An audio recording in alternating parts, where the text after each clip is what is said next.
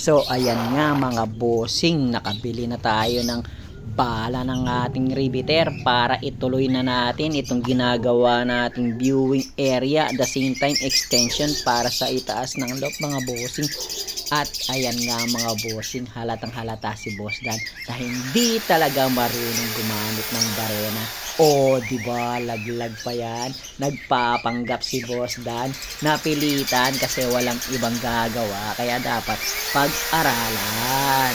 Ayan mga bossing, so kailangan natin butasan yung recycled na PVC pipe at malagyan ng rivets yung suporta natin na galing din sa recycled na mga metal parings natin nung napag-isami natin yung isang kwarto. So yun yung mga natira mga bossing. Siyempre sayang nga naman kung hindi natin gagamitin sa ibang pwedeng paggamitan, gaya ng PVC pipe na yan na pinagbaklasan ng linya ng tubo dito sa milikuran.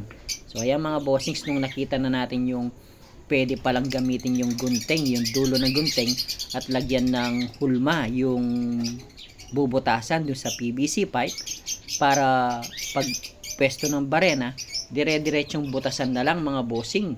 So nung nakuha natin yung ideya na yan o yung technique na yan mga bossing, medyo napabilis yung trabaho natin kasi kanina nakapahiga yung binubutasan, kaya hindi natin may pwesto at walang markings or walang hulma na dadaanan yung talim ng barena. Kaya yan mga bossings, nung barenahin natin at nalagyan na natin ng daan yung talim ng barena, so ayan mga bossings, mabilis lang natin nabubutasan yung tubo ng tubig na ginamit nga nating materyales.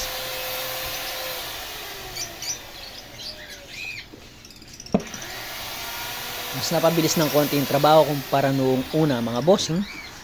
Kaya ayan, medyo kahit pagod na, kailangan pa konti-konti gawin ni Boss Dan kasi hindi pa kompleto yung materials. So paunti-unti natin ginagawa yung gagawin nating viewing area para sa mga YB natin. So ayan mga bossings, so nire-rivets na natin yung mga metal parings na pang-brace natin, dagdag suporta para hindi masyadong marupok at magalaw yung gagawin nating viewing nga mga bossing. O diba, pati sa paghawak ng rivets, halatang halata hindi marunong magtrabaho si Boss Dan. Pero pinipilit pa rin yan para sa hobby natin at sa mga alaga nating warriors mga bossing. Ayan, so syempre pukpok dito, pukpok doon para yung mga matatalim na parte ng metal parings is ma-UP ng konti at hindi tayo masugatan kapag ilalagay na natin yung steel matting kapag meron na.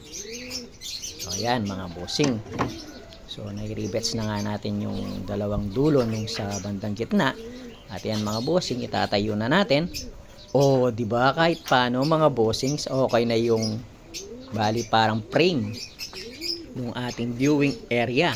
So ayan mga bossing, konting sipat, so medyo parang medyo kubet, kaya konting ayos. Tingnan nga natin kung anong itsura niya kapag naitayo na natin ng maayos mga bossing. So ayan mga bossing, ganyan yung itsura ng frame ng ating viewing area mga bossing. So made of recycled PVC at saka recycled metal parings. At ayan mga bossing, meron nga pala tayong nakuwang kalakal mula kay Boss Lucky Hipolito. Kung natatandaan nyo, si Boss Lucky Hipolito ang Tacloban Leyte overall champion dito sa Tarlac mga bossing. So ayan mga bossing, nailagay na natin yung sa itaas at likuran mga bossing.